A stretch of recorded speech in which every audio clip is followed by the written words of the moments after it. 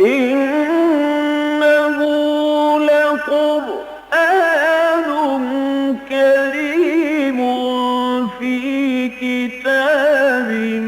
مكنون لا يمسه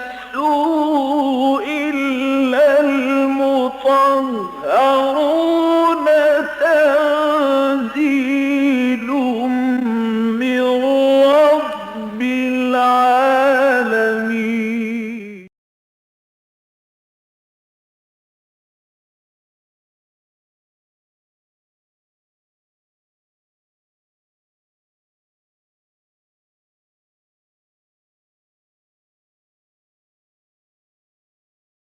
أعوذ بالله من الشيطان الرجيم.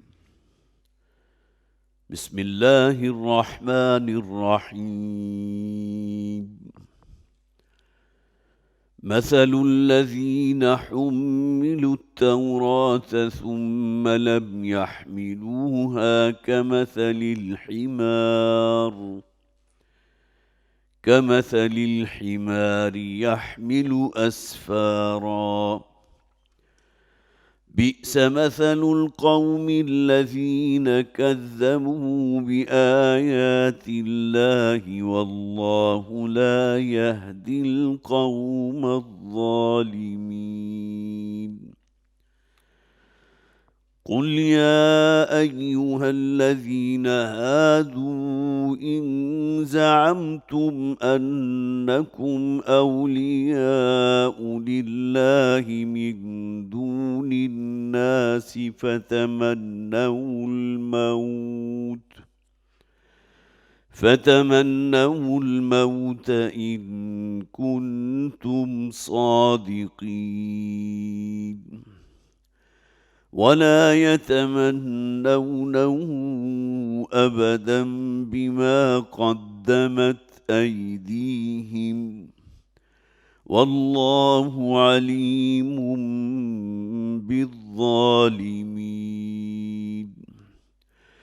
قل إن الموت الذي تفرون منه فإنه ملاقيكم ثم تردون إلى عالم الغيب والشهادة فينبئكم بما كنتم تعملون. يا أيها الذين آمنوا إذا نودي للصلاة من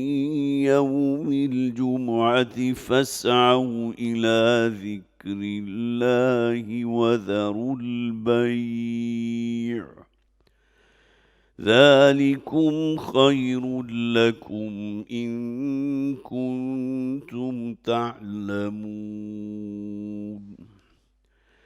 فإذا قضيت الصلاة فانتشروا في الأرض وابتغوا من فضل الله واذكروا الله كثيرا لعلكم تفلحون. وإذا رأوا تجارة أو لهوا انفضوا إليها وتركوك قائما قل ما عند الله خير من اللهو ومن التجارة والله خير الرازقين. صدق الله العظيم. رب اشرح لي صدري ويسر لي أمري واحلل عقدة من لساني يفقه قولي. اللهم ألهمنا رشدنا وأعذنا من شرور أنفسنا آمين या रब्बल आलमीन। हज़रत सूरह जुमा जिसका हमने पिछली मर्तबा मुताला शुरू किया था, आगाज़ बहुत शाहाना, जो मुसब्बिहात, जो सूरतें हैं जिनका आगाज़ अल्लाह की तस्बीह से हुआ, उन्हीं में से ये सूरह मुबारका है, सूरह जुमा। इससे पहले सूरह सफ़ में भी اللہ کی تسبیح ہی سے آغاز ہوا تھا۔ سبح للہ ما فی السماوات وما فی الارض وهو العزیز الحکیم، سورہ صف۔ اور یسبح للہ ما فی السماوات وما فی الارض وهو العزیز الحکیم، بلکہ سورہ صف کے اندر تو پہلی آیت میں ہی 4 اسماء ربانی کا ذکر ہے، الملک، القدوس، العزیز، الحکیم۔ اور جیسا کہ میں نے پچھلی مرتبہ بھی عرض کیا تھا کہ یہ 4 اسماء ربانی جو ہیں ان کا بڑا گہرا تعلق ہے نبی اکرم صلی اللہ علیہ وسلم کے منہج انقلاب کے ساتھ، اس لیے کہ اگلی ہی آیت میں جو فرمایا گیا هو الذی بعث فی الامیین رسولا منہم یتلو علیہم آیاتہ ویزکیہم ویعلمہم الکتاب والحکمہ، تو یہ 4 کا عدد جو ہے 3 اعتبارات سے نوٹ کر لیجئے۔ سب سے پہلے یہ کہ 4 اسماء ربانی، اسماء حسنہ، الملک، القدوس، العزیز، الحکیم۔ اس کے بعد نبی اکرم صلی اللہ علیہ وسلم کا جو منہج تھا، جو طریق انقلاب تھا اور جو اعلیٰ انقلاب آپ کے پاس تھا، وہ قرآن حکیم، یتلو علیہم آیاتہ ویزکیہم ویعلمہم الکتاب والحکمہ، یہاں بھی 4 چیزیں۔ اور یہ الفاظ اور یہ ترتیب اگرچہ اس میں تھوڑی سی مختلف ہے، لیکن یہی اصطلاحات قرآن حکیم میں 4 مقامات پر وارد ہوئیں، 2 مرتبہ سورہ بقرہ کے اندر، 1 مرتبہ سورہ آل عمران میں، اور پھر 1 مرتبہ یہاں سورہ جمعہ کے اندر۔ تو گویا کہ 4+4+4، یہ اگر ریشو ہم اپنے ذہن میں رکھیں گے تو کم سے کم یہ کہ یہ مقام جو ہے اس کی اہمیت بھی ہمارے اندر مزید جو ہے اجاگر ہوگی، اور پھر یہ کہ نبی اکرم صلی اللہ علیہ وسلم کا جو اصل اعلیٰ انقلاب تھا اس پر جو اصل ایمفیسس ہے وہ بھی ظاہر ہو جائے گا۔ والذی بعث فی الامیین رسولا منہم یتلو علیہم آیاتہ ویزکیہم ویعلمہم الکتاب والحکمہ وَإِن كَانُوا مِن قَبْلُ لَفِي ضَلَالٍ مُبِينٍ، صرف ترجمہ کر لیجئے، یقیناً یہ لوگ تھے اس سے پہلے بڑی صریح گمراہی کے اندر۔ ظاہر نبی اکرم صلی اللہ علیہ وسلم کی آمد سے پہلے جو بھی مکہ کے رہنے والے، عرب کے رہنے والے تھے، اپنے آپ کو سمجھتے تو یہ تھے کہ ملت ابراہیمی پر قائم ہیں، لیکن یہ کہ جس قسم کی خرافات ان کے ہاں در آئی تھی، تو جسے قرآن یہاں تعبیر کرتا ہے کہ کھلی گمراہی میں تھے۔ وَآخَرِينَ مِنْهُمْ لَمَّا يَلْحَقُوا بِهِمْ، اور وہ لوگ کہ جو بعد میں آنے والے ہیں ابھی ان میں شامل نہیں ہوئے، گویا کہ نبی اکرم صلی اللہ علیہ وسلم کی جو بعثت عمومی تھی ان میں یہ لوگ بھی شامل ہو گئے۔ والذی بعث فی الامیین رسولا، جس نے امیین میں اپنے ایک رسول کو مبعوث فرمایا، گویا کہ یہ حضور کی بعثت خصوصی ہے الی اہل عرب۔ اور امی کے لفظ کو نوٹ کیجئے، اصل میں یہودی کہتے تھے، غیر یہودی کے لیے یہ اصطلاح استعمال کرتے تھے امی کی، گویا کہ جاہل لوگ ہیں، جذباتی لوگ ہیں، ان پڑھ لوگ ہیں، ان کے پاس کوئی شریعت نہیں ہے، ان کے ہاں کسی قسم کا جو ہے وہ سلسلہ نبوت اور رسالت جاری نہیں رہا، جبکہ ہماری جو پوری کی پوری جسے آپ کہیے کہ نسل ہے حضرت ابراہیم علیہ السلام کے بعد حضرت اسحاق سے لے کر اور حضرت عیسیٰ علیہ السلام تک کتنے ہی سینکڑوں جو ہے نبی اس کے اندر آئے ہیں۔ تو اس حوالے سے غیر یہودی جو تھے ان کے لیے یہ الفاظ استعمال کرتے تھے، یہ امی ہیں، یہ جاہل لوگ ہیں، یہ ان پڑھ لوگ ہیں۔ تو امیین یہاں بھی گویا کہ قرآن حکیم نے انہی کی اصطلاح کو استعمال کیا، جنہیں تم امی سمجھتے ہو، اللہ تعالیٰ نے انہی میں سے اپنے آخری رسول صلی اللہ علیہ وسلم کو مبعوث فرما لیا جو بنی اسماعیل میں سے تھے۔ تو وآخرین منہم لما یلحقوا بہم، اور کچھ لوگ جو بعد میں آنے والے ہیں جو ابھی ان میں شامل نہیں ہوئے، گویا کہ وہ بھی نبی اکرم صلی اللہ علیہ وسلم کی دعوت جو ہے اس کا ہدف ہیں، اس معنی میں کہ حضور خود موجود نہیں ہیں، دور صحابہ بھی گزر گیا، دور تابعین بھی گزر گیا، لیکن بعد میں آنے والے لوگ بھی گویا کہ مخاطب ہیں نبی اکرم صلی اللہ علیہ وسلم کے، اور خصوصاً بعثت عمومی کے اعتبار سے۔ حضرت ابو ہریرہ رضی اللہ تعالیٰ عنہ سے مروی جو حدیث میں نے پچھلی مرتبہ آپ کو سنائی تھی، انہوں نے سوال کیا تھا حضور سے، غزوہ خیبر کے بعد کی بات ہے۔ یہی وجہ ہے کہ ہمارے ہاں مفسرین نے اس بات کو بڑی وضاحت کے ساتھ بیان کیا ہے کہ سورہ مبارکہ کا پہلا رکوع جو ہے کہیں بعد میں نازل ہوا ہے حضور پر، جبکہ دوسرا رکوع جو ہے بالکل اولین دور میں، جبکہ نبی اکرم صلی اللہ علیہ وسلم جو ہجرت فرما کر مدینہ تشریف فرما ہوئے تھے، اس کے فوراً بعد جو ہے یہ رکوع، پہلا رکوع جو ہے، دوسرا رکوع اس وقت جو ہے حضور پر نازل ہوا۔ تو حضرت ابو ہریرہ رضی اللہ تعالیٰ عنہ نے حضور سے سوال کیا تھا کہ وآخرین منہم سے مراد کون ہیں؟ تو قریب ہی بیٹھے ہوئے تھے حضرت سلمان فارسی رضی اللہ تعالیٰ عنہ. حالانکہ ابھی تک کوئی ایران کے اوپر جو ہے اسلام کا غلبہ نہیں ہوا تھا، وہ تو حضرت عمر فاروق رضی اللہ تعالیٰ عنہ کے دور کے اندر پھر وہ جنگیں ہوئی ہیں، اور پھر بہت وسیع جو ہے علاقہ اسلام کے زیر نگی آیا ہے. اس وقت تک تو کہیں کو خیال نہیں تھا، لیکن حضور نے حضرت سلمان فارسی رضی اللہ تعالیٰ عنہ کے کندھے پر ہاتھ رکھ کے فرمایا کہ اصل میں یہ وہ لوگ ہیں، گویا کہ آخرین منہم، اس کی قوم کے لوگ ہوں گے جو اہل عرب میں سے نہیں ہیں، عجم میں سے ہیں، کہ جو گویا کہ میری اس دعوت کے مخاطب بھی ہوں گے، اور پھر یہ کہ وہ اس دین اسلام کو قبول بھی کریں گے، جو ابھی ان میں شامل نہیں ہوئے. ذالک فضل اللہ یؤتیہ من یشاء، یہ اللہ کا فضل ہے، جسے چاہتا ہے عطا فرماتا ہے. یہودیوں کے اندر خواہ کتنی ہی خواہش موجود نہ ہو اس بات کی کہ آخری نبوت اور رسالت کی کا جو ہے ظہور وہ بنی اسرائیل میں سے ہو، لیکن یہ کہ بارہ اللہ تعالیٰ کی اپنی حکمت ہے، اللہ کا فضل ہے، جسے چاہتا ہے عطا فرماتا ہے. واللہ ذو الفضل العظیم، اللہ تعالیٰ بڑے فضل والا ہے. اب آیت نمبر 5 میں فرمایا کہ مثل الذین حملوا التوراۃ، جیسا کہ میں نے عرض کیا تھا کہ ان صورتوں کے اندر یہود اور نصارہ کی مثال بیان کی گئی بطور نشان عبرت، کہ یہودیوں کو بھی ہم نے، بنی اسرائیل میں بھی حضرت موسیٰ علیہ السلام مبعوث کیے گئے اور ان کو اللہ تعالیٰ نے تورات عطا فرمائی تھی، لہٰذا اسی کا حوالہ دیا جا رہا ہے. مثل الذین حملوا التوراۃ، مثال ان لوگوں کی کہ جن پر ذمہ داری ڈالی گئی تورات کی، جو اٹھوائے گئے تورات کو، حملوا جنہیں اٹھوایا گیا، جن کے پاس گویا کہ اللہ کی وہ کتاب بطور امانت موجود تھی، اور ان پر واجب تھا کہ اس ذمہ داری کو ادا کرتے، اس کتاب کو پڑھتے، اس پر عمل کرتے، اسے اپنے لیے مشعل راہ بناتے. تو مثل الذین حملوا التوراۃ، مثال ان لوگوں کی کہ جن پر تورات نازل کی گئی تھی، جن کے لیے تورات نازل کی گئی، جو اٹھوائے گئے تورات کے، ثم لم یحملوها، اور پھر انہوں نے اس کو اٹھانے کی ذمہ داری ادا نہیں کی. یہاں اس بات کو نوٹ کر لیجیے کہ تورات کے بارے میں یہودیوں نے کبھی یہ نہیں کہا کہ معاذ اللہ یہ اللہ کا کلام نہیں، یہ مانتے تھے اسے اللہ کا کلام، اگرچہ چونکہ اللہ تعالیٰ نے اس کتاب کی جو ہے صحت کا اور اس کی حفاظت کا ذمہ اللہ نے نہیں لیا تھا، لہٰذا اس کے اندر ترمیم بھی ہوئی ہے، تنسیخ بھی ہوئی ہے، بہت کچھ ہوا ہے. لیکن یہ کہ بہرحال اس بات سے انہوں نے کبھی انکار نہیں کیا کہ اللہ کی کتاب نہیں، اللہ کی کتاب ہے،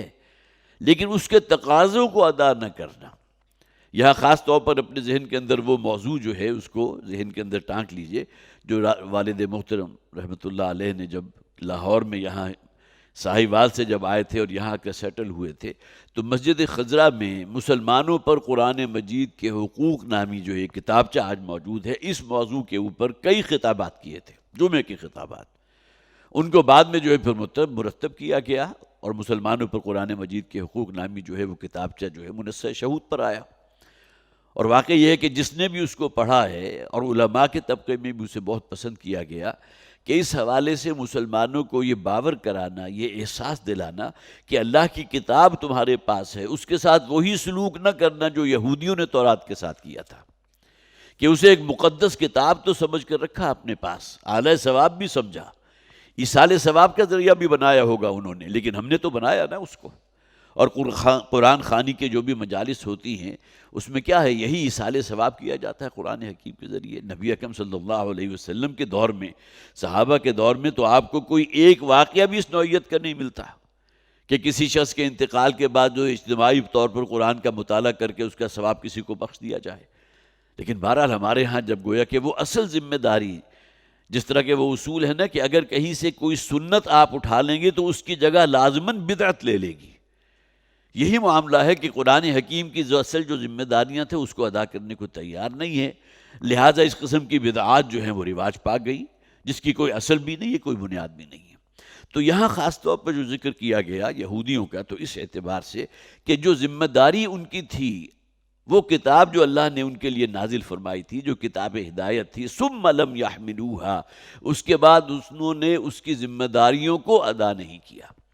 یہاں ہمیں اپنا جائزہ ضرور لینا چاہیے. یہاں تو جو لوگ موجود ہیں، میں سمجھتا ہوں ان میں سے کوئی بھی ایسا نہیں ہوگا کہ جو ان باتوں سے واقف نہ ہو کہ قرآن حکیم کے ہمارے کاندھوں پر کیا حقوق ہیں، ہمارے کیا فرائض ہیں، ہمیں کیا کرنا چاہیے قرآن کے ساتھ. لیکن ہے کہ عمومی طور پر جو مسلمانوں کی عظیم اکثریت ہے، ان کا کتنا کچھ تعلق قرآن کے ساتھ ہے، اس کو پڑھنے کے لیے دن آبادہ نہیں ہے۔ میرا خیال ہے کہ اگر آپ کہیں کوئی پرسنٹیج قائم کرنا چاہیں گے تو شاید 1% سے بھی کم ایسے مسلمان ہوں گے کہ جن کا باقاعدہ روزانہ کا معمول ہو کہ قرآن حکیم کی تلاوت کریں۔ یہ تو سب سے پہلے درجے کی بات ہے نا۔ اس کے بعد جو پڑھا ہے اس کو سمجھے تو صحیح کہ کہا کیا اللہ نے، ان کے رب کا تقاضا کیا ہے، کیا ڈیمانڈ ہے اللہ کی۔ جب ان کے علم میں آئے گا تو اب عمل کرنے کے لیے بھی گویا کہ فضا ہموار ہو جائے گی کہ اللہ تعالیٰ نے اگر یہ کتاب جس کی حفاظت کے ذمہ اللہ نے لیا آج تک من و عن اگر محفوظ ہے تو اس کا یہ تقاضا ہے کہ ہم اس پر عمل کریں، اسے مشعل راہ بنائیں۔ تو یہ وہ ذمہ داریاں تھیں جن کو یہاں تعبیر کیا گیا ثم لم یحملوها، اس کے بعد انہوں نے ان ذمہ داریوں کو ادا نہیں کیا۔ تورات کا جو بوجھ ان پر ڈالا گیا، بوجھ بئی مانا قرآن تو اللہ کی رحمت ہے ہمارے لیے، ہوا خیر مما یجمعون، جو کچھ تم جمع کرتے ہو تمام دولتوں سے بڑھ کر دولت ہی قرآن ہے جو اللہ کا کلام ہے جو ہمارے پاس یہاں محفوظ ہے۔ لیکن اگر ہم ان کو تقاضوں کو ادا نہیں کرتے تو گویا کہ پھر ایک اعتبار سے اللہ کی نگاہ میں ہم مجرم ہیں۔ اس دنیا کو حاصل کرنی ہے تو کے لیے تو دن رات ایک کر دیں، اپنی جیسے آپ کہیے کہ اپنے آپ کو جو ہے ایک اونٹ کی طرح یا لدو بیل کی طرح جو ہے ہم لگا دیں، لیکن قرآن حکیم کا علم حاصل کرنے کے لیے، اس کو سمجھنے کے لیے کچھ معمولی شدھ بدھ عربی کی رکھیں تاکہ کہ قرآن آپ پڑھیں۔ قرآن حکیم کے تو الفابیٹس بھی وہی ہیں جو ہماری اردو زبان کے ہیں۔ جیسے کہ والد محترم کہا کرتے تھے رحمۃ اللہ علیہ کہ آپ اردو زبان کا کوئی ایک فقرہ نہیں بول سکتے، جملہ نہیں بول سکتے جس میں عربی کے الفاظ موجود نہ ہوں۔ تو گویا کہ ہمارے پاس تو کوئی دلیل اور حجت موجود نہیں ہے اللہ کی جناب میں پیش کرنے کے لیے کہ اس کے باوجود کہ اردو اور عربی کے الفابیٹس ایک ہیں، ایک دوسرے سے انتہائی ملتے جلتے ہیں۔ قرآن حکیم کی بڑی ثقیل اصطلاحات جو ہیں وہ ہماری اردو زبان میں استعمال ہوتی ہیں، اور وہ مادہ کہ جس سے وہ ثقیل اصطلاح جو ہے وہ وجود میں آئی ہے، اس کو اگر آپ دیکھیں گے تو معلوم ہوگا کہ یہ تو وہی ہے کہ جو ہم اردو زبان میں استعمال کر رہے ہیں، لیکن یہ کہ اس کا اصل اخراج جو ہوا ہے وہ عربی زبان سے ہوا ہے۔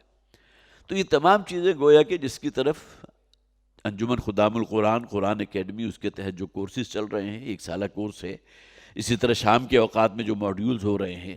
اور یہاں جو آپ اوپر لکھا ہوا دیکھ رہے ہیں مرکزی انجمن خدام القرآن کے قیام کا مقصد، اس میں عربی زبان کی اتنی ترویج تاکہ قرآن کو پڑھتے ہوئے ہمیں معلوم ہو کہ ہمارا رب ہم سے کیا کہہ رہا ہے۔ تو مثل الذین حملوا التوراۃ ثم لم یحملوها، یہ تورات جو ہے عبرانی زبان میں نازل ہوئی تھی، اور ظاہر سریانی اور عبرانی زبان جو ہے وہی ان کا جو ہے کلام بھی تھا، وہی ان کی مادی زبان بھی تھی، تو ان کے اور تورات کے درمیان کوئی مغایرت نہیں تھی۔ اب تو قرآن کی دولت جو پہنچی ہے، کہاں کہاں تک قرآن پہنچ گیا، کتنی زبانوں میں اس کا ترجمہ ہو چکا، اور ظاہر یہ تمام باتیں جو ہے اسی اعتبار سے ہے کہ قرآن حکیم کا افشاء اور اس کے پیغام کو لوگوں تک پہنچایا جائے۔ تو مثل الذین حملوا التوراۃ ثم لم یحملوها کمثل الحمار یحمل اسفارا، ان کی مثال اس گدھے کی سی ہے کہ جس کی پیٹھ پر کتابوں کا بوجھ لاد دیا گیا ہو۔ یہاں اگرچہ کتابوں کا ذکر نہیں ہے، لیکن مراد یہ چونکہ کتاب کا ذکر ہو رہا ہے نا، قرآن، تورات، انجیل، یہ اللہ کی نازل کردہ کتابیں ہیں، تو اگر آپ اس سے استفادہ نہیں کر رہے، اس کو سمجھ نہیں رہے، اس پر عمل نہیں کر رہے، تو آپ کی مثال اللہ کے نزدیک اس گدھے کی سی ہے کہ جس کی پشت پر کتابوں کا بوجھ لاد دیا گیا ہو۔ اس لیے کہ خواب مکالمات فلاطون جو ہے یا بہت علمی اور ادبی نوعیت کے جو ہے کتابیں کسی گدھے کے اوپر لاد دیں، نہ وہ اس کو پڑھ سکتا ہے نہ سمجھتا ہے، وہ ایک بوجھ ہے کہ جو اس کے اوپر لدا ہوا ہے۔ تو یہ مثال اللہ تعالیٰ نے بیان فرمائی ہے کمثل الحمار یحمل اسفارا، اگرچہ یہ مثال ہے یہودیوں کے لیے، بنی اسرائیل کے لیے جنہیں تورات عطا کی تھی، لیکن کہ بہرحال اسی میں آئینے میں ہمیں اپنا چہرہ بھی دیکھ لینا چاہیے کہ ہم نے اس کتاب اللہ کے ساتھ کیا سلوک کیا جس کے بارے میں ابھی میں نے عرض کیا ہے۔ تو کمثل الحمار یحمل اسفارا، کہ جو اپنی پیٹھ پر بوجھ لیے پھرتا ہے، یہ کتابوں کا بوجھ، یہاں ترجمے میں بھی کتاب لکھا گیا ہے، بئس مثل القوم الذین کذبوا بآیات اللہ، یہاں بھی نوٹ کیجئے بڑی بری مثال ہے اس قوم کی جس نے اللہ کی آیات کی تکذیب کی ہے۔ قولاً، یہود نے کبھی تورات کو یہ نہیں کہا کہ یہ جھوٹا کلام ہے، معاذ اللہ، تکذیب اسی کو کہتے ہیں نا۔ مشرکین مکہ نے قرآن کی تکذیب کی تھی، قولاً انہوں نے کہا کہ ہم اسے اللہ کا کلام نہیں مانتے، یہ آپ کا خود ساختہ کلام ہے، آپ نے کہیں سے کچھ معلومات اکٹھی کر لی ہیں یہودی علماء سے، اور اپنی ذرا اچھی فصیح عربی کے اندر اس کو بیان کر کے کہتے ہیں اللہ کا کلام ہے معاذ اللہ. یہ ان کے اعتراضات ہیں جو قرآن میں بھی موجود ہیں. کسی سے کوئی اکتساب علم کیا ہے حضور نے, کہیں سے ڈکٹیشن لی ہے. اب یہ تمام اعتراضات ان لوگوں کے تھے نا. لیکن یہ کہ بہرحال یہودیوں کو جو تورات دی گئی تھی, جیسے کہ میں نے عرض کیا, ان کی اپنی عبرانی زبان کے اندر تھی. تو بئس مثل القوم الذین کذبوا بآیات اللہ, بڑی بری مثال ہے جنہوں نے تکذیب کی ہے اللہ کی آیات کی. اور مثال اوپر بیان کر دی گئی. ان کی مثال اس گدھے کی سی ہے کہ جس کی پشت پر کتابوں کا بوجھ لاد دیا گیا ہو. تو یہ تکذیب قولی نہیں ہے بلکہ عملی تکذیب ہے. قرآن حکیم میں جو ہدایات دی گئی, جو اوامر و نواہی ہیں, جو شریعت کے احکامات ہیں, اگر ہم ان پر عمل پیرا نہیں ہے تو گویا کہ اپنے عمل کے ذریعے قرآن کی اس آیت کا, اس حکم کا, ان احکام شریعت کی تکذیب کر رہے ہیں. یہ تکذیب عملی ہوئی نا. جس طرح کہ یہاں بھی واضح ہو گیا کہ یہودیوں نے تورات کی کوئی قولی تکذیب نہیں کی تھی, مانتے تھے, اسے بڑا مقدس کتاب سمجھتے تھے, اسے چوم کر رکھ جو ہے کسی ریشمی غلاف کے اندر لپیٹ کر بلند جگہ پر رکھتے تھے, جو ہم قرآن کے ساتھ کرتے ہیں. لیکن تکذیب اس حوالے سے کہ عملاً جو ہے وہ اس ہدایت پر قائم نہیں رہے جو تورات میں ان کے لیے بیان کی گئی تھی, جو 10 کمانڈمنٹس تھے یا اور تفصیلی احکامات کے اللہ کی شریعت کے. اور یہی معاملہ ہم نے اللہ کی اس کتاب اللہ کے ساتھ کیا. واللہ لا یہدی القوم الظالمین, اور اللہ تعالیٰ ایسے ظالموں کو ہدایت نہیں دیتا. قل یا ایھا الذین ھادوا ان زعمتم انکم اولیاء للہ. اب دیکھیں ایک لٹمس ٹیسٹ بیان کر دیا گیا. یہودیوں کا یہ زعم تھا کہ ہم اللہ کے بڑے محبوب, قرآن میں موجود ہے ان کا جملے سے آگے بڑھ کر ان کا عقیدہ کہ نحن ابناء اللہ واحباہ,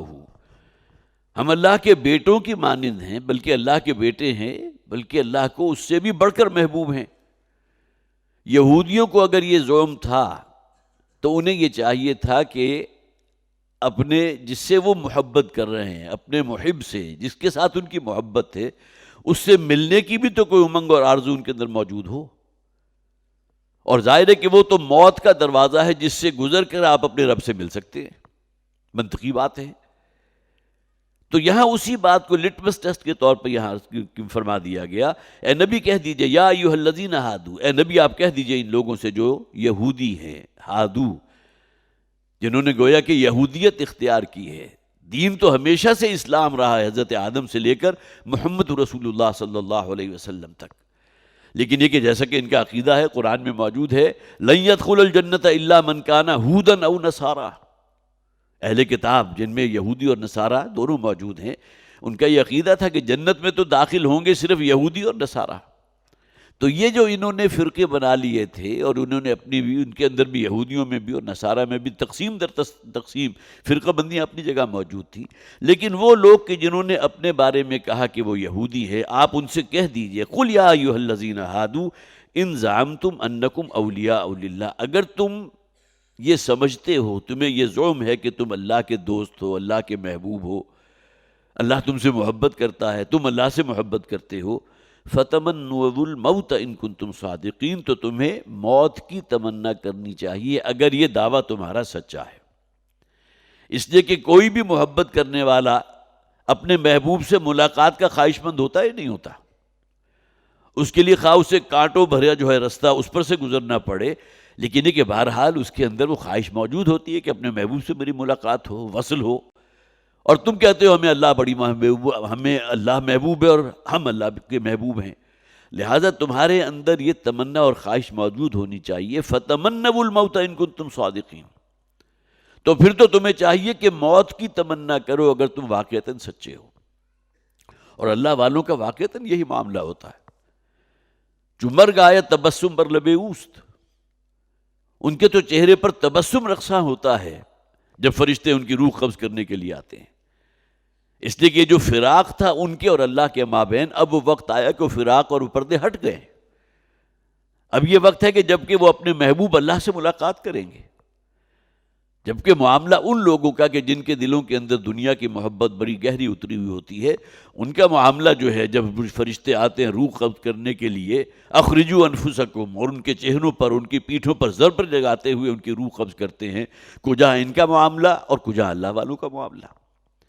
تو گویا کہ موت ان کے لیے ایک بڑی خوشی کی بات ہوتی ہے کہ اب وہ وقت آیا کہ ہمیں اپنے محبوب سے، اللہ سے جو ہے ملاقات ہماری ہوگی، تو تمہارا تو یہ طرز عمل ہونا چاہیے کہ تمہیں موت کی تمنا کرنی چاہیے۔ فَتَمَنَّوُا الْمَوْتَ إِن كُنتُمْ صَادِقِينَ، تم تمنا کرو موت کی اگر تم سچے ہو۔ وَلَا يَتَمَنَّوْنَهُ أَبَدًا بِمَا قَدَّمَتْ أَيْدِيهِمْ، انہیں تو معلوم ہے نا کہ ہمارے یہ سیاہ کرتوتیں ہیں کیا، ہم نے کیا سیاہ کاریاں کی ہیں، کن کن نجاستوں کے اندر ہم نے منہ مارا ہے، کن کن حرام کاموں کا ارتکاب کیا ہے، لہٰذا موت کے تصور ہی سے خوف زدہ رہتے ہیں۔ کجا یہ کہ موت ان کی تمنا ہونی چاہیے کہ ہمیں اپنے محبوب سے ملاقات کا موقع ملے گا، ان کا طرز عمل اس کے بالکل برعکس ہوتا ہے۔ وَلَا يَتَمَنَّوْنَهُ أَبَدًا بِمَا قَدَّمَتْ أَيْدِيهِمْ، وہ ہرگز ابداً کبھی بھی، یہ اہل کتاب کی طرف اشارہ ہے، ہادو یہودیوں کی طرف اشارہ ہے، کبھی یہ موت کی تمنا نہیں کریں گے بما قدمت ایدیہم، بسبب اس کمائی کے جو ان کے ہاتھوں نے کی، جو سیاہ کاریاں ان کی ہیں، جو ان کے کرتوت ہیں، اس کی وجہ سے کیا یہ سامنا کر پائیں گے اللہ کا؟ موت سے تو فرار پیدا ہوگا نا۔ اور جیسا کہ نبی اکرم صلی اللہ علیہ وسلم نے فرمایا کہ موت کا یاد رکھا کرو، جو لذات دنیاوی سے تمہیں منقطع کر دینے والی شے ہے۔ اور اسی کا مفہوم مخالف کیا ہوگا کہ یہ وہ شاہ درا ہے کہ جس سے گزر کر تم اپنے محبوب سے ملاقات کرو گے۔ تو فَتَمَنَّوُا الْمَوْتَ إِن كُنتُمْ صَادِقِينَ وَلَا يَتَمَنَّوْنَهُ أَبَدًا بِمَا قَدَّمَتْ أَيْدِيهِمْ وَاللَّهُ عَلِيمٌ بِالظَّالِمِينَ۔ دیکھیے پھر دوبارہ وہی ظالمین کا لفظ آ گیا کہ بہت بڑی ناانصافی والی بات ہے، بہت بڑا جھوٹ ہے ان لوگوں کا کہ اللہ ان کا محبوب ہے یا اللہ ان سے محبت کرتا ہے۔ وہ خاص ایک لٹمس ٹیسٹ جو ہے وہ بیان کر دیا گیا، پھر تو ان کے اندر موت کی خواہش ہونی چاہیے، اگر نہیں ہے تو اس کا معنی کیا ہے کہ ان کا یہ دعویٰ بالکل جھوٹا ہے۔ اور قرآن حکیم میں تو فرما دیا گیا، سورہ بقرہ میں غالباً وہ آیت موجود ہے، یَوَدُّ أَحَدُهُمْ لَوْ يُعَمَّرُ أَلْفَ سَنَةٍ، الف کہتے ہیں 1000 کو، ان میں سے ایک ایک شخص یہ چاہتا ہے کہ اس کی زندگی 1000 برس طویل ہو جائے۔ گویا کہ موت کی تمنا تو بہت دور کی بات ہے، اپنی زندگی ہی کی وسعت، اور ظاہر ہے کہ ارذل العمر میں انسان جو ہے وہ تو محتاج ہوتا ہے دوسروں کا، اٹھ نہیں سکتا، بیٹھ نہیں سکتا، کھانا پینا اس کے لیے مشکل ہوتا ہے، لیکن موت سے اس وقت بھی خوفزدہ رہتا ہے، برعکس ان لوگوں کے کہ جن کو واقعتاً اس دنیا میں جنہوں نے دین اور تقویٰ کے اوپر جو عمل پیرا رہے ہیں، موت ان کے لیے بڑی خوش آئند ہوتی ہے۔ یہ الگ بات ہے کہ طبعی احساس تو ہوتا ہے اپنے پیاروں سے بچھڑنے کا، لیکن یہ کہ دوسری طرف جو فرشتے آ رہے ہیں نورانی شکل، اور جو بہت ہی جسے آپ کہیے کہ ان کو خوش آمدید تہنیت اور مبارکباد کہتے ہوئے، تو وہ تمام جو بھی کوئی ایک شدت غم ہے یا جو کچھ بھی ہے، اپنوں سے بچھڑنے کا خوف ہے، ہر شے ایک طرف رہ جاتی ہے۔ اب تو اصل شے کیا ہے؟ اپنے محبوب کا وصل، اس سے ملاقات۔ قُلْ إِنَّ الْمَوْتَ الَّذِي تَفِرُّونَ مِنْهُ فَإِنَّهُ مُلَاقِيكُمْ۔ اب یہ حقیقت ہے، گویا کہ یہ آئینہ دکھا دیا گیا انہیں بھی اور ہمیں بھی یہ دکھایا جا رہا ہے۔ اے نبی ان سے کہہ دیجئے، ان الموت الذی تفرون منہ، یقیناً وہ موت کے جس سے تم فرار اختیار کرنا چاہتے ہو، جس کا تصور بھی تمہارے نزدیک جو ہے وہ بہت ہی اس کے جو ہے اپنے لیے جان، جسے آپ کہیے کہ بہت مشکل سمجھتے ہو، وہ موت تم سے ملاقات کر کے رہے گی۔ وہ جو کہا جاتا ہے نا، زندگی کی سب سے بڑی حقیقت موت ہے، کل نفس ذائقۃ الموت۔ قرآن حکیم میں 3 مرتبہ یہ الفاظ آئے مختلف صورتوں میں، اس لیے کہ موت کا انکار کرنے والا تو آج تک کوئی مائی کا لال پیدا نہیں ہوا۔ لوگوں نے اللہ کا انکار کیا، فرشتوں کا انکار کیا، جنت جہنم کا انکار کیا، آخرت کا انکار کیا، بعد سے بعد الموت کا انکار کیا، لیکن یہ کہ کیا کسی نے موت کا بھی انکار کیا؟ اسے معلوم ہے کہ موت آئے گی، لیکن یہ کہ موت کے تصور کو اپنے سے دور رکھتا ہے، اس لیے کہ موت جو ہے وہ آپ کو تو اگر آپ نے ذہنوں کے اوپر اس کا استحضار رہے تو لذات دنیاوی سے تو آپ کو کنارہ کشی جو گویا کہ خود مجبور ہو جائیں گے اس کو اختیار کرنے کے لیے۔ تو قل ان الموت الذی تفرون منہ فانہ ملاقیکم، بڑے خوبصورت الفاظ ہیں۔ اے نبی کہہ دیجئے کہ وہ موت کے جس سے تم فرار چاہتے ہو، یقیناً وہ تم سے ملاقات کر کے رہے گی۔ وہ دن تو آ کر رہے گا جب کہ تمہیں اپنے اپنوں سے جدا ہونا ہے، اپنے پیاروں سے جدا ہونا ہے۔ ثم تردون الی عالم الغیب والشہادہ، اس حد تک تو ہر شخص مانتا ہے، ہندو ہو، عیسائی ہو، کسی دین کا پیروکار نہ ہو، تب بھی وہ مانتا ہے کہ موت تو ہے۔ ایک دن مجھے یہاں سے رخصت ہونا ہے، اس کے اپنے بڑے، اپنے پیارے، اپنے قریبی تمام رخصت ہو گئے. اب ظاہر ہے وہ تو لٹکا نہیں رہے گا قیامت تک کے لیے. لیکن یہ کہ یہ تصور کہ مرنے کے بعد کی ایک زندگی، اب اس کو یہاں اجاگر کیا گیا، ثم تردون الی عالم الغیب والشہادہ. یہ ہے اصل میں وہ ایمان بالآخرت، کہ یقین ہو اس بات کا کہ ہمیں پھر اس ہستی کے سامنے ہماری جواب دہی ہوگی جو ہمارے ہر کھلے اور چھپے کو جاننے والا ہے، عالم الغیب والشہادہ. اب یہ اصل میں وہ جسے عام طور پر کہا جاتا ہے نا کہ انسان کی سیرت اور اس کے عمل پر جو شے سب سے بڑھ کر اثر انداز ہو سکتی ہے وہ موت کا تصور ہے، بعث بعد الموت ہے، محاسبہ اخروی کا احساس ہے. حاسبوا انفسکم من قبل ان تحاسبوا. اسی دنیا میں اپنا جو ہے حساب کتاب دیکھتے رہا کرو، اپنی بیلنس شیٹ کے اوپر نظر رکھا کرو، اس سے پہلے کہ آخرت میں یوم حشر جو ہے تمہارا جبراً محاسبہ کیا جائے گا. وہاں تو انسان کی خواہی نہ خواہی اعمال نامہ نصب کر دیا جائے گا، اور اس اعمال نامے کو دیکھنے والے صرف تم نہیں ہوگے، وہ تمام ایسی چیزیں جو تم زمانے کی نگاہ سے چھپ کر کرتے رہے آشکارا ہو جائیں گی، سب پر، سب کو معلوم ہوگا. ثم تردون الی عالم الغیب والشہادہ. اور پھر تمہیں لوٹایا جائے گا اس ہستی کی طرف کہ جو غیب اور شہادت ہر شے کا علم رکھنے والا ہے. فَيُنَبِّئُكُم بِمَا كُنتُمْ تَعْمَلُونَ. اور پھر جتلا دیا جائے گا جو کچھ تم کرتے رہے تھے. یہ ہے اصل میں جسے جیسا کہ میں نے عرض کیا کہ انسان کی سیرت، اخلاق، اس کے کردار، اس دنیا میں اس کا جو طرز زندگی ہے، اس پر سب سے بڑھ کر اثر انداز ہونے والی اگر کوئی شے ہے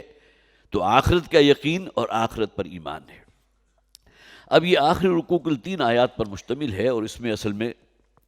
یہ جمعہ جس کے بارے میں بعض روایات میں الفاظ ہیں، نبی اکرم صلی اللہ علیہ وسلم نے فرمایا الجمعۃ عید المسلمین. یہ گویا کہ ایک ہفتہ واری عید ہے جسے سیلیبریٹ کرنا چاہیے. کئی روایات موجود ہیں کہ اس جمعے کے لیے جو لوگ بھی تیاری کرتے ہیں، نہا دھو کر آتے ہیں، کچھ احادیث میں نے نوٹ بھی کی تھی، وہ بھی آپ کو سناؤں گا، ان کے لیے جو درجات ہیں. اور پھر جمعے کے دن کی اللہ تعالیٰ نے، ظاہر نبی اکرم صلی اللہ علیہ وسلم کی حدیث ہے اور موجود ہے، بلکہ یہ کہ بخاری شریف میں ابو ہریرہ رضی اللہ تعالیٰ عنہ اس کے راوی ہے کہ جمعے کے دن حضور نے ساعتوں کا تقرر کر دیا. جو شخص بھی پہلی ساعت میں آ گیا، پھر دوسری ساعت میں آیا، پھر تیسری ساعت میں آیا، پھر چوتھی ساعت میں آیا، تو ثواب جو ہے درجہ بدرجہ کم ہوتے ہوتے یہاں تک کہ جب امام خطبے کے لیے کھڑا ہو گیا تو حدیث کے الفاظ یہ ہیں کہ وہ فرشتے جو اللہ تعالیٰ نے لوگوں کی حاضری کے لیے مقرر کیے ہوئے تھے، وہ اپنے رجسٹر اپنا جو ہے اس کو بند کر کے اور وہ بھی خطبہ سننے لگتے ہیں. بخاری کی روایت ہے. تو گویا کہ جمعے کے دن کو خاص طور پر سیلیبریٹ کرنا، اور اس میں مولانا مودودی رحمۃ اللہ علیہ نے جو بہرحال اس میں تحقیق بھی کی ہے جمعے کے حوالے سے، اور خاص طور پر جو پہلے مذاہب تھے، عیسائیوں کے ہاں اتوار کا دن اور یہودیوں کے ہاں ہفتے کا دن. حدیث میں یہ الفاظ موجود ہیں کہ اللہ تعالیٰ نے انسانوں کے لیے جمعے کے دن کو حضرت آدم سے لے کر حضور تک صلی اللہ علیہ وسلم اسی کو عبادت کا دن قرار دیا. لیکن یہ کہ پھر یہودیوں نے اس میں اختلاف کیا. اس روایت کے اندر یہ باقاعدہ الفاظ موجود ہے، یہود نے ہفتے کا دن اس لیے اپنے لیے مقرر کر لیا تھا کہ یہ وہ دن تھا کہ جس دن اللہ نے انہیں فرعونیوں سے اور فرعون کے ظلم و استبداد سے نجات عطا کی تھی، اور بنی اسرائیل کی نگاہوں کے سامنے فرعون اور آل فرعون کو سمندر میں غرق کر دیا. اس دن کو انہوں نے اپنے لیے مقدس سمجھا اور وہ ہفتے کا دن تھا. لہٰذا انہوں نے آج بھی یوم السبت یا شبات کہتے ہیں اس کو، اور ان کے ہاں اس کے اوپر پوری طرح عمل ہوتا ہے. پچھلے دنوں میں دیکھ رہا تھا ایک صاحب جو ہے وہ کہیں وہاں گئے ہوئے تھے، بیت المقدس بھی، یروشلم بھی، پھر خاص طور پر یہودی علاقے میں بھی گئے. تو یہاں تو آپ کی دکانیں بھی کھلی ہوئی ہیں اور کاروبار بھی ہو رہا ہے، تجارت بھی، منڈیاں لگی ہوئی ہیں، سب کچھ ہو رہا ہے. لیکن ان کے ہاں ابھی بھی اتنا تقدس ہے یوم السبت کا، شبات کا، جسے شبات کہتے ہیں، کہ آج بھی ان کے ہاں کوئی دکان کسی قسم کا لین دین پورے دن صبح سے لے کر شام تک. ہمارے دین کے اندر تو اس کے لیے خاص دورانیہ مقرر کر دیا گیا نا، اذا نودی للصلاۃ، جیسے کہ الفاظ ابھی ترجمہ ہم کریں گے وہ آ جائے گا ہمارے سامنے. لیکن وہ لوگ اس کے اوپر ابھی تک کاربند ہیں. پھر اسی طرح عیسائیوں نے یہ عقیدہ بنا لیا. اتوار کا دن اس لیے انہوں نے مقرر کیا اپنے لیے کہ یہ وہ دن تھا کہ جس دن حضرت عیسیٰ کو سولی چڑھایا گیا، انہیں قبر میں دفن کیا گیا، اور اس دن اتوار کے دن جسے انہوں نے ہولی ڈے قرار دیا، آج بھی ہولی ڈے اسی لیے کہا جاتا ہے نا اسے. اور اس دن پھر گویا کہ وہ آسمان کی طرف پرواز کر گئے. جو ان کا بھی عقیدہ ہے کہ وہ یہ کہتے ہیں کہ وہ سولی چڑھائے گئے تھے، اس کے بعد پھر ان کی تدفین بھی ہوئی ہے، پھر اس کے بعد وہ زندہ ہوئے ہیں اور زندہ ہو کر خدا کے بیٹے تھے، لہٰذا وہ اپنے باپ کے ساتھ آسمان کی طرف چلے گئے. یہ ان کا عقیدہ موجود ہے. انہوں نے اتوار کو مقرر کر دیا. لیکن مولانا مودودی رحمۃ اللہ علیہ نے پھر یہ جو اس کی جو تحقیق کی ہے کہ اتوار کا دن اصل میں ایسا نہیں تھا کہ وہ بالکل حضرت عیسیٰ علیہ السلام کے اس دنیا سے رفع آسمانی کے بعد سے وہ کر رہے ہوں. اس کے بعد 300 برس تک یہی یوم السبت کا کہ جو ان کے نزدیک، عیسائیوں کے نزدیک بھی ان کا مقدس دن تھا. لیکن 321 عیسوی میں جو اس وقت کا رومی بادشاہ تھا، اس نے ایک آرڈیننس نافذ کر دیا اور بجائے ہفتے کے اتوار کے دن کو گویا کہ ان کے لیے مقدس قرار دے دیا. تو گویا کہ اس وقت سے لے کر اور ابھی تک اتوار کا دن، سنڈے جو ہولی ڈے کہلاتا ہے، وہ ان کا جو ہے مقدس اور عبادت کا دن بن گیا. تو یا ایھا الذین آمنوا اذا نودی للصلاۃ من یوم الجمعہ، جب تمہیں ندا لگائے جائے. نودیہ سے مراد کیا ہے؟ آذان. اور اس بات کو بھی نوٹ کیجئے کہ یہ ہمارے ہاں جو 2 آذانیں ہوتی ہیں، نبی اکرم صلی اللہ علیہ وسلم کے اپنے دور میں بھی اور حضرت عمر رضی اللہ تعالیٰ عنہ کے دور تک، گویا کہ حضرت ابوبکر کا دور بھی درمیان میں آ گیا. اس پورے دورانیے میں جمعے کے لیے صرف ایک اذان ہوا کرتی تھی، اور وہ اذان جو ہمارے ہاں اذان ثانی کہلاتی ہے. گویا کہ لوگوں کو ایک دفعہ تنبہ ہو جائے اور مسجد کی طرف آئیں، اور اذان کے بعد پھر جو ہے وہ خطبہ شروع ہو جاتا ہے. اور خطبہ جو ہے جمعے کی نماز کا ایک جز ہے اس معنی میں، اس لیے کہ جب تک یہ جمعہ فرض نہیں ہوا تھا، مکی دور میں جمعے کی نماز کو اس طرح ادا کرنا، اس کا کوئی سراغ نہیں ملتا. نبی اکرم صلی اللہ علیہ وسلم جب ہجرت فرما کر مدینہ تشریف لے آئے، اور اس کے بعد یہ کہ ایک ہفتے کے اندر اندر جو ہے وہ مسجد نبوی کی تعمیر شروع ہوئی، تو ساتھ ہی حضور نے جمعے کے نظام کو قائم فرما دیا، اور اس کے بعد سے جمعہ چلا آ رہا ہے. تو حضور کے دور میں بھی اور حضرت ابوبکر، حضرت عمر کے دور میں بھی ایک اذان ہوا کرتی تھی خطبے سے پہلے، اور لوگوں کو گویا کہ وہ آ کے وہاں شامل ہونا ہوتا تھا خطبے میں، اور اس کے بعد نماز ادا ہوتی تھی. لیکن حضرت عثمان کے دور میں جب کہ مدینہ کی آبادی کچھ بڑھ گئی، تو انہوں نے پھر اس کا اہتمام کیا کہ اذان اول کا بھی جو ہے آغاز کر دیا، تاکہ جو اذان ثانی جو اصل ہونی ہے اس سے پہلے لوگوں کو خبردار کرنے کے لیے، کوئی مصروف ہے نہا دھو کر کپڑے بدل کے خوشبو لگا کر، حدیث کے اندر بھی موجود ہے، جو شخص بھی اہتمام کرتا ہے جمعے کے لیے، اللہ تعالیٰ اسے بڑے اجر و ثواب سے، بڑے خوش نصیب ہیں وہ لوگ کہ جو اس کا اہتمام کر کے مسجد میں حاضر ہوتے ہیں. ایسا نہیں ہے کہ پسینے کی بدبو آ رہی ہے اور پھر یہ کہ قریب بیٹھا ہوا شخص جو ہے اس کے لیے بیٹھنا مشکل ہو رہا ہے، بلکہ اس کو جو ہے پوری طرح سیلیبریٹ کرنا، جس طرح عید سیلیبریٹ کی جاتی ہے. تو حضرت عثمان رضی اللہ تعالیٰ عنہ کے دور کے اندر پھر یہ جمعے کی جو ہے اذان ثانی کا معاملہ شروع ہوا، اور اس کے بعد چلا آ رہا ہے. تو یا ایھا الذین آمنوا اذا نودی للصلاۃ من یوم الجمعۃ فاسعوا الی ذکر اللہ وذروا البیع. تو لب کو اللہ کی یاد کی طرف، ذکر اللہ سے کیا مراد ہے؟ اگر آپ انسٹنٹلی لیں گے کہ چونکہ جمعے کا ذکر ہے اور جمعے کے خطبے اہم ترین ہیں، لہٰذا ایک مراد تو اس سے یہ ہے کہ وہ خطبے کو سننے کے لیے فوراً مسجد میں پہنچ جاؤ. لب کو دوڑنے سے منع کیا گیا، بلکہ ایک موقع پر جب کہ نبی اکرم صلی اللہ علیہ وسلم مسجد نبوی میں نماز پڑھا رہے تھے، تو آپ کو دوڑ کر کچھ لوگوں کے آنے کا جو ہے احساس ہوا. تو حضور نے نماز کے بعد فرمایا کہ کون لوگ تھے جو دوڑ کر آئے؟ تو انہوں نے کہا جی اصل میں ہم چونکہ نماز کھڑی ہو چکی تھی تو لہٰذا ہم دوڑ کر آئے تاکہ بالکل آغاز ہی میں اس میں شامل ہو جائے. تو حضور نے پھر منع فرما دیا تھا کہ مسجد میں یا نماز کے لیے دوڑ کر آنا مناسب نہیں ہے، وقار کے خلاف ہے. پورے وقار کے ساتھ جو ہے وہ جس طرح تمہارا معمول ہے اس طرح تم مسجد میں حاضر ہو. تو فسعوا کے معنی اگرچہ ترجمہ یہ ہے کہ دوڑو مسجد کی طرف، دوڑو اللہ کے ذکر کی طرف، لیکن مراد کیا ہے؟ لب کو. اب تمہاری ترجیح یہ ہونی چاہیے. اور اس بات کو بھی نوٹ کر لیجئے کہ یہ اذان ثانی جو ہے خطبہ، ہمارے ہاں جو عام طور پر جمعے کے دن میں کاروباری دنوی جو ہے وہ حرام ہے، اور ایک اذان تو جو پہلی ہو جاتی ہے وہ تو گویا کہ آدھا گھنٹہ پونا گھنٹہ پہلے ہو جاتی ہے. لیکن یہ کہ خطبے کی اذان سے لے کر اور نماز جمعہ کے اختتام تک یہ دورانیہ کوئی بہت زیادہ طویل نہیں بنتا، زیادہ 15 یا 20 منٹ بنیں گے. اب یہ وہ ہیں کہ جس میں یہ فضل البیع جو فرمایا گیا کہ کاروبار جو ہے اس کو بالکل ترک کر دو. جو شخص جو ہے اب جو اذان سن لے اذا نودی للصلاۃ من یوم الجمعۃ فاسعوا الی ذکر اللہ وذروا البیع، تو لب کو اللہ کی یاد کی طرف اور کاروبار دنیاوی جو ہے اس کو ترک کر دو. لیکن یہاں ہمارے مفسرین نے یہ لکھا ہے کہ ہر قسم کی ایکٹیویٹی ترک کر دو، صرف لین دین یا کاروبار کی بات نہیں ہے، کوئی بھی مصروفیت ہو. لیکن یہ کہ جیسے ہی اذان کی آواز آپ کے کان میں آئی تو اب گویا کہ ترجیح اول کیا ہوگی کہ آپ کو مسجد میں پہنچنا ہے اور خطبے میں شریک ہونا ہے۔ ذالکم خیر لکم ان کنتم، اور ذکر اللہ سے مراد جیسا کہ میں نے عرض کیا تھا وہ خطبے بھی ہے، اور دوسری یہ کہ اللہ کا ذکر قرآن حکیم ہے۔ ظاہر ہے کہ خطبے میں بھی نبی اکرم صلی اللہ علیہ وسلم کان صلی اللہ علیہ وسلم یقرأ القرآن ویذکر الناس، قرآن حکیم پڑھ کر لوگوں کو سناتے تھے اور لوگوں کے لیے واعظ و نصیحت کا اہتمام فرماتے تھے اسی قرآن کے ذریعے۔ تذکیر ہو رہی ہے تو وہ بھی قرآن کے ذریعے، تو دونوں چیزیں یہاں مراد ہیں۔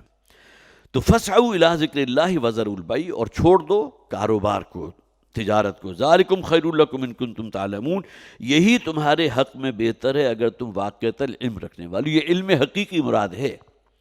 ممکن ہے کہ کوئی شخص دکان پر بیٹھا ہو اور سودا ہو رہا ہو اور اسی دوران میں جو ہے اذان ہو گئی، اب چاہیے تو اسے یہ تھا کہ اس بات کو وہاں ختم کر کے اب بقیہ معاملے کو پینڈنگ کرے نماز کے بعد، لیکن یہ کہ اگر وہ کر رہا ہے تو گویا کہ اس نے اس دنیاوی منفعت کو اپنے لیے زیادہ اہم جانا جمعے کی فضیلت سے۔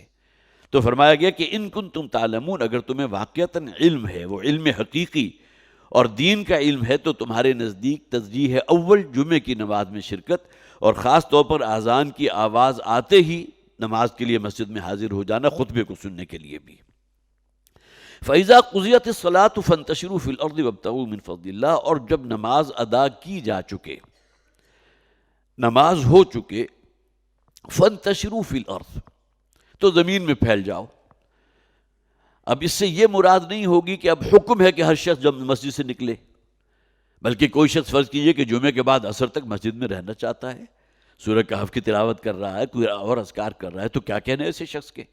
لیکن یہ کہ اجازت دے دی گئی، پھر تمہیں اجازت ہے نماز کی ادائیگی کے بعد کہ اب تم کاروبار، جس کاروبار کو جو تم لین دین کر رہے تھے، جس کو تم نے وہاں سسپینڈ کیا تھا، اب جا کر بقیہ گفتگو جو ہے نماز کے بعد پوری کر لو، جو ہونا چاہیے۔ لیکن پرائرٹی نمبر 1 جو ہے وہ کیا رہے گی؟ جیسے ہی کان میں آواز آئے، جیسا کہ کہا گیا نا ایک حدیث میں کہ اللہ تعالیٰ 7 اشخاص کو اپنے عرش کے سائے تلے جگہ عطا فرمائے گا، اس میں ہر نماز کے لیے ذکر موجود ہے کہ وہ شخص کے قلبہ معلق بالمساجد، اس کے کان منتظر رہتے ہیں کہ مسجد سے جیسے ہی اذان کی آواز آئے وہ اپنے دکان کو، اپنی دکانداری کو، اپنی جو بھی اس کا بزنس ہے اس کو بند کرے اور مسجد میں حاضر ہو جائے۔ تو یہ معاملہ جو ہے مسجد کے ساتھ ایک لگاؤ اور اللہ کے ذکر کے ساتھ ایک انسان کی انسیت جو ہے اس درجے میں ہونی چاہیے کہ جس میں بہرحال جو ہمارے دین کا اصل تقاضا ہے۔ فَإِذَا قُضِيَتِ الصَّلَاةُ فَانتَشِرُوا فِي الْأَرْضِ وَابْتَغُوا مِنْ فَضْلِ اللَّهِ، اب جب نماز ادا ہو چکے تو زمین میں پھیل جاؤ اور اللہ کا فضل تلاش کرو۔ اس بات کو بھی نوٹ کر لیجئے کہ آج بھی جیسا کہ میں نے عرض کیا، یہودیوں کے ہاں جو یوم، جو خاص طور پر وہاں آرتھوڈاکس ہیں اور جو جسے آپ کہیے کہ یہودی مذہب کے اوپر پوری طرح کاربند ہیں، وہ طلوع آفتاب سے لے کر غروب آفتاب تک ان کے تمام مارکیٹس جو ہیں پورے دن بند رہتی ہیں، کسی قسم کا کوئی لین دین نہیں ہوتا۔ یہ الگ بات ہے کہ ان کے ہاں بھی چونکہ اپنے اس دین کے اوپر ایمان کی کیفیات مختلف ہیں، تو ہر قسم کے لوگ جس طرح ہمارے ہاں موجود ہیں ان کے ہاں بھی موجود ہوں گے، لیکن جو پکا یہودی اور پورا راسخ العقیدہ یہودی ہے وہ تو اس پورے دن کا اہتمام کرتا ہے کہ اسے گویا کہ وہ اللہ کا حکم کہ اس میں کوئی یوم سبت کے لیے بہرحال احکامات کے اندر ایک سختی بھی تھی، ذکر اللہ کی رحمت کا اور اس کے فضل کا ایک مظہر یہ بھی ہے کہ امت محمد صلی اللہ علیہ وسلم کے لیے ان احکامات کے اندر جو ہے بڑی نرمی کر دی گئی اور بہت تھوڑا سا دورانیہ رکھا گیا ہے جس میں کاروبار دنیاوی کو قطعاً ممنوع قرار دیا گیا۔ وَاذْكُرُوا اللَّهَ كَثِيرًا لَعَلَّكُمْ تُفْلِحُونَ، اور اللہ کا ذکر کثرت سے کرتے رہا کرو۔ ابھی نماز سے فارغ ہوئے تو اللہ کا ذکر سن کے فارغ ہوئے نا، تو گویا کہ یہ تمہارا معمول رہنا چاہیے۔ اللہ کو یاد رکھنے کی شکلیں کیا ہیں؟ سب سے بڑی شکل تو یہ قرآن حکیم ہے، اس کی تلاوت، اس کا مطالعہ، اس پر غور و فکر کرنا، اور اس طرح نبی اکرم صلی اللہ علیہ وسلم کے فرمودات ہیں، اقوال ہیں، اذکار ہیں جو آپ کو ملتے ہیں زندگی کے ہر لمحے کے اوپر، آپ کو کوئی دعا مل رہی، کوئی ذکر مل رہا ہے، تو وَاذْكُرُوا اللَّهَ كَثِيرًا لَعَلَّكُمْ تُفْلِحُونَ، اور اللہ کو کثرت سے یاد رکھا کرو تاکہ تم فلاح تک پہنچ سکو۔ وَإِذَا رَأَوْا تِجَارَةً أَوْ لَهْوًا انفضوا إِلَيْهَا وَتَرَكُوكَ قَائِمًا، اور جب دیکھیں وہ کسی تجارت کو یا کسی لہو تماشے کو، انفضوا إِلَيْهَا تو متوجہ ہو گئے اس کی طرف،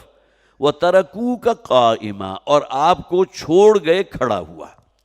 اب یہاں کھڑے ہوئے سے مراد یہ نہیں ہے کہ نماز کھڑی ہوئی تو نماز کو توڑ کر وہ نکل گئے، بلکہ اس کے بارے میں جو واقعات ہمیں ملتے ہیں سیرت کی کتابوں میں وہ یہ ہے کہ یہ بالکل آغاز کے دور کا واقعہ ہے، لہٰذا اس کے بارے میں یہ نہیں سمجھنا چاہیے کہ یہ کہیں مدنی دور کے بھی اختتام میں پیش آیا ہو، جب کہ لوگوں کے اندر وہ جمعے کی فضیلت اور اس کی جو بھی بہرحال برکات ہیں ان کے اوپر اتنی واضح نہ ہوں، بلکہ یہ کہ بالکل آغاز کے دور کا ایک واقعہ تھا، اور اس میں خاص طور پر وہ زمانہ بھی چونکہ قحط کا تھا، خشک سالی کا زمانہ تھا، اور جو جمعے کا وقت تھا، نبی اکرم صلی اللہ علیہ وسلم جو ہے خطبہ ارشاد فرما رہے تھے۔ اسی اثناء میں جو ہے کوئی ڈھول کی اور اس کی آوازیں آئیں، گویا کہ جو علامت تھی اس بات کی کوئی قافلہ آیا ہوا ہے، اور ممکن ہے مخصوص قسم کی آواز ہو، تو اس سے یہ بھی لوگوں کو پتہ چل گیا کہ غلہ جو ہے کہیں سے آیا ہے، یا کچھ اجناس جو ہوتی ہیں وہ کہیں موجود ہیں، تو لوگ جو ہے اس خطبے کو چھوڑ کر ادھر چلے گئے، اور بعض روایات میں صرف 12 صحابہ جو ہیں وہ حضور کے ساتھ رہ گئے۔ تو جیسے میں نے عرض کیا کہ ایک اس میں گنجائش موجود ہے کہ چونکہ بالکل پہلے دور کا واقعہ ہے جبکہ وہ جمعے کی فضیلت ہوئی تھی، لہٰذا اس کی اہمیت شاید صحابہ کے اوپر، ان لوگوں کے اوپر اس درجے آشکار نہیں تھی۔ اور دوسری ایک بات یہ بھی ہے، بہرحال جس طرح ہمارے ہاں آج کل آپ کو معلوم ہے عیدین جو ہیں، عید الفطر، عید الاضحیٰ، اس موقع پر نماز پہلے ادا ہوتی ہے، خطبہ بعد میں ہوتا ہے، آج بھی یہ چل رہا ہے۔ تو ممکن ہے کہ اس وقت جو ہے نماز ادا ہو چکی ہو، اور نماز کی ادائیگی کے بعد نبی اکرم صلی اللہ علیہ وسلم خطبہ ارشاد فرما رہے ہوں، اسی اثناء میں وہ قافلہ آیا، وہ گھنٹیاں بجنے لگیں، وہ طبلے ڈھول کی آواز آئی، اور پھر لوگ جو ہے متوجہ ہو گئے کچھ خرید و فروخت کے لیے، اس خیال سے کہ اب چونکہ نماز ادا ہو چکی ہے لہٰذا اب اس میں کوئی قباحت والی بات نہیں۔ یہ دونوں امکانات موجود ہیں۔ تو وَإِذَا رَأَوْا تِجَارَةً أَوْ لَهْوًا انفضوا إِلَيْهَا وَتَرَكُوكَ قَائِمًا، اور جب دیکھا انہوں نے ایک تجارت کو، یا یہ کہ کسی بھی ایسے کوئی تماشا، کوئی کچھ بھی چیز ہو سکتی ہے جو انسان کو اپنی طرف اٹریکٹ کر لے، تو وہ اس کی طرف متوجہ ہو گئے، چل پڑے اس طرف، اور آپ کو چھوڑ گئے کھڑا ہوا۔ یہاں نوٹ کر لیجئے کہ خطبہ جو ہے وہ کھڑے ہو کر دیا جاتا ہے، یہ بیٹھ کر خطبہ، بلکہ بعض روایات بھی ہیں کہ نبی اکرم صلی اللہ علیہ وسلم کے دور یا بعد میں کسی شخص تھا کہ جو جمعے کا خطبہ بغیر کسی عذر کے بیٹھ کر دے رہا تھا، تو اس پر ایک صحابی نے توجہ دلائی کہ نبی اکرم صلی اللہ علیہ وسلم نے کبھی خطبہ جو ہے بیٹھ کر نہیں دیا، ترکوک قائمہ۔ سب سے بڑی دلیل یہ بھی ہے کہ آپ کھڑے ہو کر خطبہ ارشاد فرما رہے تھے، اور اسی حالت میں کچھ لوگ جو ہے متوجہ ہو گئے اس قافلے کی طرف جس کے پاس وہ غلہ اور اجناس موجود تھا۔ قل ما عند اللہ خیر من اللہو ومن التجارہ، اے نبی کہہ دیجئے کہ جو اللہ کے پاس ہے، ایک تو جمعے کی فضیلت سے محروم ہو گئے، خطبے میں بھی آخر کیا ہو رہا تھا؟ نبی اکرم صلی اللہ علیہ وسلم کوئی تذکیر فرما رہے تھے، لوگوں کی نصیحت کی باتیں کہہ رہے تھے، اس کو چھوڑ کر غافل ہو گئے اور اس طرف متوجہ ہو گئے۔ تو قل ما عند اللہ خیر من اللہو ومن التجارہ، اللہ کے پاس جو اس کا ریوارڈ تھا اگر تم وہیں بیٹھے رہتے، اور جو اجر و ثواب تمہیں ملتا اللہ کے ذکر سے استفادے کا، تو وہ کہیں بہتر ہوتا اس تجارت یا لہو سے کہ جس کی طرف تم متوجہ ہو گئے۔ اسی واقعے کی طرف اشارہ ہے، واللہ خیر الرازقین، اور اللہ تعالیٰ بہترین رزق دینے والا ہے۔ یہاں یہ سورہ مبارکہ سورہ جمعہ کی 11 آیات جو کل 2 رکوع تھے، اور دوسرے رکوع کی ہم نے 3 آیات آج پڑھی ہیں، اللہ تعالیٰ ہمارے اندر یہ جمعے کے حوالے سے بھی وہ جذبات پیدا فرمائے۔ کچھ احادیث میں نے خاص طور پر نوٹ کی تھی، لیکن یہ کہ بہرحال میرا خیال ہے کہ 1-2 منٹ میں آپ کو میں سنا بھی دیتا ہوں۔ بخاری کی روایت ہے، حضرت جابر بن عبداللہ رضی اللہ تعالیٰ عنہ اس کے راوی ہیں، حضور فرماتے ہیں کہ بلکہ یہ تو ہر اذان کے بارے میں، جو شخص بھی نماز کی اذان کو سننے کے بعد اپنے زبان سے ان کلمات کو ادا کرے گا، یہ بھی نوٹ کیجئے کہ کس قدر ایک ہمارے لیے جو ہے وہ حوصلہ افزائی والی بات ہے، متوجہ کرنے والی بات ہے، اور یہ دعا ہر شخص کو یاد ہونی چاہیے۔ ظاہر ہے کہ ہمارے ہاں مسلمان ملک ہے، اذان کی ایک نہیں بلکہ کئی کی، آپ اگر مغرب کے اوقات میں کہیں باہر بیٹھے ہوں تو بیک وقت کئی اذانوں کی آواز جو ہے آپ کے کانوں میں آ رہی ہوتی ہے۔ اب ہر ایک کا جواب دینا ممکن بھی نہیں ہوتا، لیکن جو سب سے زیادہ پرومیننٹ ہے کم سے کم یہ کہ اس کا جواب دینا، وہی الفاظ دہرانا جو اذان کے الفاظ ہیں، اور اس کے بعد وہ جو دعائیہ کلمات جو حضور نے سکھائے اور الفاظ ہیں۔ بخاری شریف کی روایت، حضرت جابر بن عبداللہ رضی اللہ تعالیٰ عنہ، جو شخص بھی اذان سننے کے بعد ان الفاظ کو ادا کرے گا، اللہم رب هذه الدعوة التامة والصلاة القائمة آت محمدا الفضیلة والوسیلہ وابعثه مقاما محمودا الذی وعدتہ، تو حضور فرماتے ہیں کہ قیامت کے دن وہ مجھے اپنا شفاعت کرنے والا پائے گا۔ اب صرف ان الفاظ کو پورے شعور کے ساتھ اس خیال سے کہ اللہ کے رسول صلی اللہ علیہ وسلم کی شفاعت، غلطیاں ہو جاتی ہیں ہر شخص سے، توبہ ہی کرتا رہے، اپنا رخ بھی سیدھا رکھے، ساتھ ہی حضور کی شفاعت کا متمنی بھی رہے۔ اسی طرح حضرت عبداللہ ابن عمر رضی اللہ تعالیٰ عنہ سے روایت ہے، یہ بھی بخاری شریف میں موجود ہے، کہ حضور نے فرمایا، تم میں سے ہر وہ شخص جو جمعے کی نماز کے لیے نہا کر آئے گا، اچھے کپڑے پہنے گا، خوشبو لگا کر آئے گا. وہی بات جو سیلیبریٹ کرتے ہیں، جس طرح ہم اہتمام کرتے ہیں عید کے لیے، تو جو بھی یہ کر کے آئے گا وہ بڑے نصیبوں والا شخص ہے. گویا کہ اللہ تعالیٰ نے اس کے لیے بھی بہت بڑا ایک جو ہے توشہ لکھ دیا آخرت میں. اسی طرح بخاری کی روایت حضرت ابو ہریرہ رضی اللہ تعالیٰ عنہ، اس کو ذرا تفصیل سے بیان ہونا چاہیے تھا، لیکن یہ کہ نبی اکرم صلی اللہ علیہ وسلم نے ارشاد فرمایا کہ جمعے کے دن اللہ تعالیٰ اپنے فرشتوں کو مقرر فرما دیتا ہے مسجد کے دروازوں پر کہ وہ آنے والوں کی حاضری لیتے رہیں. اب وہ الفاظ جو ہے میں اس کا مفہوم بیان کر رہا ہوں. تو جو لوگ بھی پہلی ساعت میں مسجد میں پہنچ جاتے ہیں تو اس حدیث کے بخاری کی روایت ہے، حدیث کے الفاظ ہیں اللہ تعالیٰ انہیں ایک اونٹ کے قربانی کا ثواب عطا فرماتا ہے. دوسری ساعت میں پہنچتے ہیں تو ایک بڑا بدنہ، جسے جانور کہتے ہیں، یہ گائے ہے یا اس وہ گویا کہ اونٹ ہی کے مماثل ہو گیا، لیکن اونٹ بہت بڑی شے ہے اور گائے اس کے مقابلے میں چھوٹی. دوسری ساعت میں آنے والوں کو کسی بیل یا گائے کی قربانی کا ثواب. تیسری ساعت میں آنے والے کو کسی مینڈھے یا بھیڑ یا بکری کی قربانی کا ثواب. چوتھی ساعت میں آنے والوں کو گویا کہ کسی نے ایک مرغی اللہ کے رستے میں دے دی. اور پانچویں ساعت میں آنے والے کو اللہ تعالیٰ اتنا ہی ثواب دے گا جتنا کہ ایک انڈا اللہ کے رستے میں صدقہ کر دیا جائے. اس کے بعد حدیث کے الفاظ یہ ہیں، پھر ان فرشتوں کو حکم ہوتا ہے وہ اپنے رجسٹر بند کر دیتے ہیں. گویا کہ اب یہ جو پانچویں ساعت ہے اس کے بعد الفاظ کیا ہیں، جب امام خطبے کے لیے کھڑا ہو جاتا ہے تو فرشتے اپنے رجسٹرز بند کر دیتے ہیں، اور اب آنے والا گویا کہ جمعے کی فضیلت سے قطعاً محروم ہے. اب ٹھیک ہے، اس نے ایک فرض ادا کر دیا، جمعے کی نماز ادا کر دی، خطبے میں بھی نہیں پہنچا، تو گویا کہ جمعے کی نماز تو صرف 2 رکعتیں رہ گئی نا، جبکہ یہ 2 خطبے جو ہیں وہ ابتدائی 2 رکعتوں کے قائم مقام تھے. تو فرشتے اپنے رجسٹروں کو بند کر دیتے ہیں، اور پھر یہ کہ وہ بھی اللہ کے ذکر سے جو استفادہ کرنا کرتے ہیں. بس یہ 3-4 احادیث میں نے نوٹ کی تھی. بہرحال پھر وہی دعا ہے، اللہ تعالی ہمارے اندر بھی وہ احساس پیدا فرمائے، اور خاص طور پر جو آیات آج ہم نے پڑھی ہیں اس میں ہمیں بھی وہ پوری طرح اہتمام کرنے کی توفیق عطا فرمائے. بارک اللہ لی ولکم فی القرآن العظیم ونفعنی وإیاکم بالآیات والذکر الحکیم.